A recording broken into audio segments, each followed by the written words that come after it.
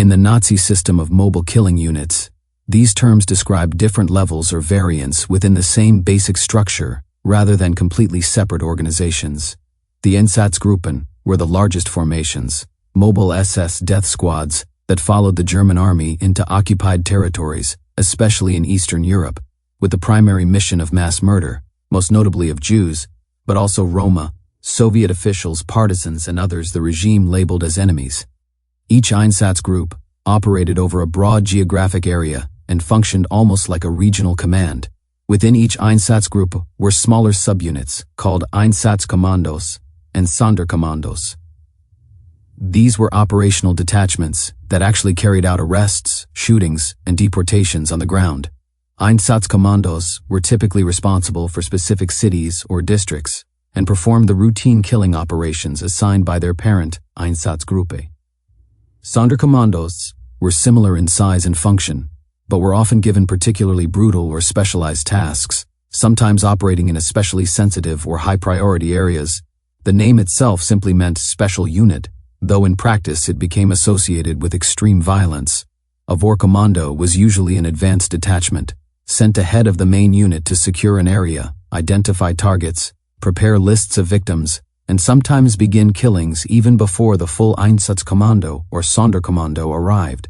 In short, Einsatzgruppen were the overarching formations, Einsatzkommandos and Sonderkommandos were the working killing units within them, and Vorkommandos were forward or preliminary units that paved the way for what followed. As with all other units in the German military bureaucracy, the Sonderkommandos and Einsatzkommandos reported on their extermination activities to their respective Einsatzgruppe headquarters, which sent the information to Berlin. There the RSSA compiled concise reports in the name of the chief of SIPO and the SD. Copies were distributed to high-ranking army, police and SS officers, diplomats, members of the Foreign Office, and even to industrialists, as they related to economic factors in the Soviet territories. The Einsatzgruppen reports were discovered by the US in Gestapo headquarters in Berlin after the war. They were initially impounded by a research analyst attached to the Berlin branch of the Office of the Chief of Counsel for War Crimes established under Council Law No. 10 of the Allied Occupational Authorities. The head of the office, Benjamin Ferencz, who became chief U.S. prosecutor at the Einsatzgruppen war crimes trials, turned them over to U.S. Army custody. They were sealed and transported to Nuremberg, to the office of General Telford Taylor, Chief of Counsel for War Crimes, for use in preparing for the Einsatzgruppen war crimes trial. During the first days of the trial, the authenticity of the reports was established beyond doubt, after which the German defendants did not challenge their validity. During the war, the person responsible for the reports as they were received in Berlin was Kurt Lindauer, an officer in the RSHA. On July 21, 1947, at the Einsatzgruppen trial, he identified the reports and gave the following testimony concerning the methods used in their compilation. This subdepartment dealt with communism, war crimes, and enemy propaganda. Moreover, it handled the reports of the various Einsatzgruppen until the command staff was set up in 1942. The Einsatzgruppen in the East regularly sent their reports to Berlin by wireless or by letter. The reports noted the various locations of the Gruppen and the most important events during the period under survey. The compilation was published daily under the title Operational Situation Reports, USSR. These reports were stenciled and corrected. Afterwards, they were mimeographed and distributed.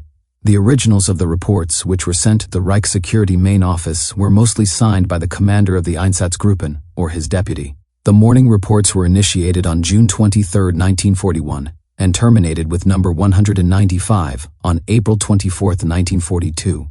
They were published almost daily. On May 1, 1942, they were replaced by the weekly reports called Meldungen aus den Betzen, Ostgebeten, which appeared until May 21, 1943, number 55.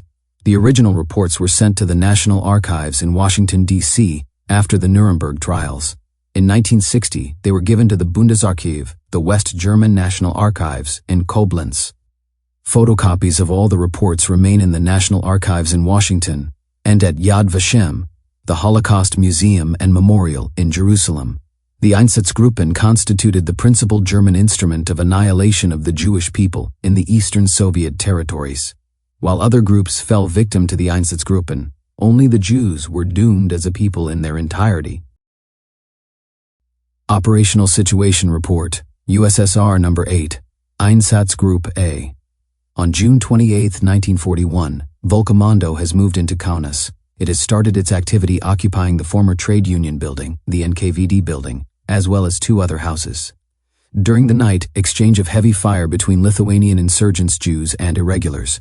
Very difficult to secure the prisons, which are totally overcrowded. During the last 3 days, Lithuanian partisan groups have already killed several thousand Jews. Operation Situation Report, USSR No. 10, Einsatzgruppe B. The 17th Army Command has suggested the use, first of all, of the anti-Jewish and anti-communist Poles living in the nearly occupied areas for self-cleansing activities. On July 1, 1941, Chief of Security Police and SD issued the following order to all Einsatzgruppen.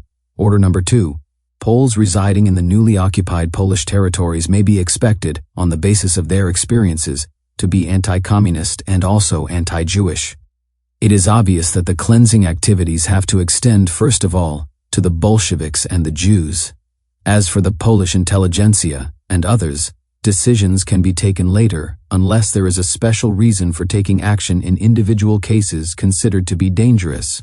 It is therefore obvious that such Poles need not to be included in the cleansing action, especially as they are of great importance as elements to initiate pogroms and for obtaining information. This depends, of course, on local conditions. This policy is to be applied, of course, to all similar cases. Einsatzgruppen staff have arrived on July 1 at 5 a.m. in Lvov. Officers in the NKVD Central Building, Chief of Einsatzgruppe B, reports that Ukrainian insurrection movements were bloodily suppressed by the NKVD on June 25, 1941 in Lvov. About 3,000 people were shot by NKVD. Prison burning. Hardly 20% of Ukrainian intelligentsia have remained. Some elements of the Bandera Group, under the direction of Stechko and Ravlik, have organized a militia force and a municipal office. The Einsatzgruppe has created a counterbalance to the Bandera Group, a Ukrainian self-police city administration. Further measures against the Bandera Group, in particular against Bandera himself, are in preparation. They will be carried out as soon as possible. EK4A and EK4B with Einsatzgruppe A staff have also arrived in Lvov. Einsatzgruppe C, EK7A, location Vilnius. Confiscation of numerous documents in NKVD building. National Lithuanian activists have established city committees after the German troops marched in. Leader Zako Vasius. For the time being, the committee is recognized by the field commandant. Activists strive for independence, as in Slovakia. They appear to be ready to make sacrifices. On July 2, 1941, commander of Einsatzgruppe C and SS Brigadeführer Naib, in coordination with Army Group Center, initiated the settlement of this matter. According to the suggestion of the Einsatzgruppen leader, Army Group Center issued the following order on June 30, 1941. Civilian prisoners have, according to our information, been freed by the army. They are said to be at least partially Soviet political prisoners. Mostly criminal convicts, they are said to have freed themselves from another prison. It is requested that the troops be informed that prisoners are not to be freed. On the contrary, prisoners are to be secured by the army until they are taken over by the officers of the security police. Care should be taken that prisoners do not free themselves under any circumstances. EK7A has initiated arrest actions against communists and Jews. There are about 8,000 Jews in Vilnius. Most of the leading communists have escaped. On June 30, Volkommando ordered to Grodno. After arrival of IX-9, EK7A is free for Minsk, which according to reports is heavily damaged. Operational Situation Report, USSR, No. 11 July 3, 1941. Einsatzgruppen A location, July 2, 1941. Underway from Salia to Riga.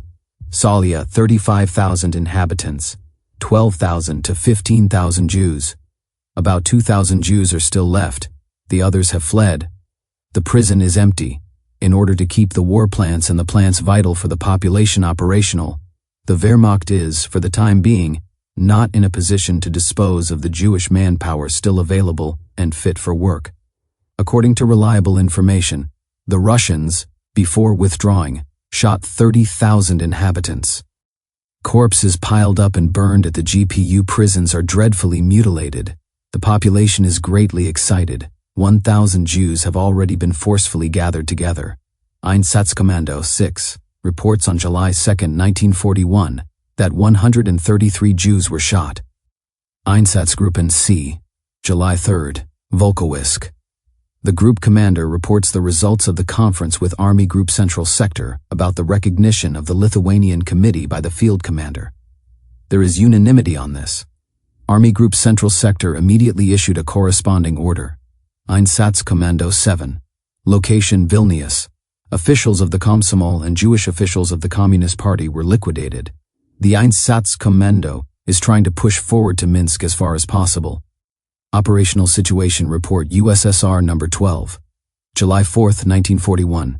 Einsatzgruppen A, July 4, 1941. Riga. Gruppenleiter SS Stalaker entered Riga with the fighting force together with EK-1A and parts of EK-2. Excellent cooperation with 10th Army Headquarters. Smooth integration in advance groups possible. Security measures in agreement with the Wehrmacht have been taken against Russians in hiding and armed communists. One member of the EK-1 is slightly wounded. Entire national leadership of Riga deported or murdered. Pogroms have been started. Police is being organized, led by the former director of the political police in Riga, who was brought from Berlin and is manned by reliable persons only. It is engaged exclusively in the search for communists and members of the Red Army. Since, according to 18th Army Headquarters in Lebau, civilians were also engaged in the battles against Germans. An EK-2 subunit was sent there in addition to the unit that had been sent previously with orders to proceed with utmost ruthlessness. July 4, 1941. EK-1B. Only insignificant destruction in Kornas. Strong sniper activity, particularly in the area of Torregan. Stapo Tilsit has so far carried out 200 shootings. Lithuanians have less trust in Lithuanian ambassador Skriza in Berlin, as already reported, than in General Rastikas. The latter is very popular. Two groups of partisans in Kornas under leadership of Klimaitis, 600 men, mainly civilian workers. The others under leadership of the physician Dr. Zigonis, about 200 men.